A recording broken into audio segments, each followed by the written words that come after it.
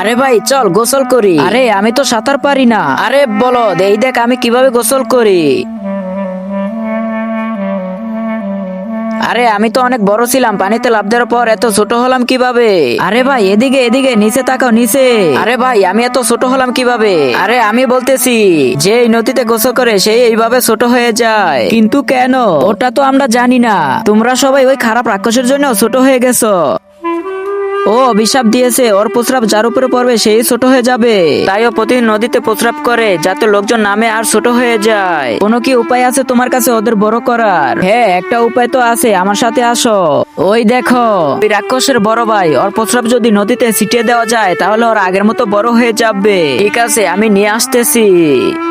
আরে রাক্ষস এই নে পানি, আর তাড়াতাড়ি গিয়ে নদীতে প্রস্রাব কর। আরে আমি পানি তখনই খাই যখন আমি কিছু খাই, তাহলে এই আপেলটা খা। ঠিক আছে তাহলে দাও। আমি ফল খাই না, মানুষের মাংস খাই। আরে বাপরে কি ব্যথা! সালা দম থাকলে আমাকে খেয়ে দেখা। দাঁড়া সালা আজকে তোকে খেয়ে ফেলবো। আরে কোথায় গেল মানুষটা? আরে আরে আমি এত ছোট হলাম কিভাবে? হা হা হা এখন আমি তোকে খাবো।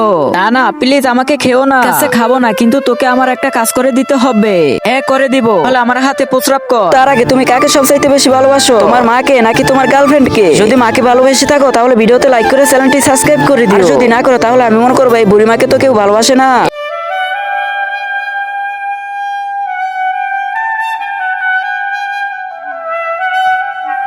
আরে এ কি বড় কেন হলাম না? আরে বাবা ওরা বড় কেন হলো না? আরে আমি বলেছিলাম রাক্ষসে বড় ভাইয়ের প্রস্রাব ছিটালে তোমরা বড় হয়ে যাবে, কিন্তু এ ছেলেটা ওকেও ছোট করে ফেলেছে। তাই তোমরা ছোট দানবের প্রস্রাবে ছোটই রয়ে যাবে।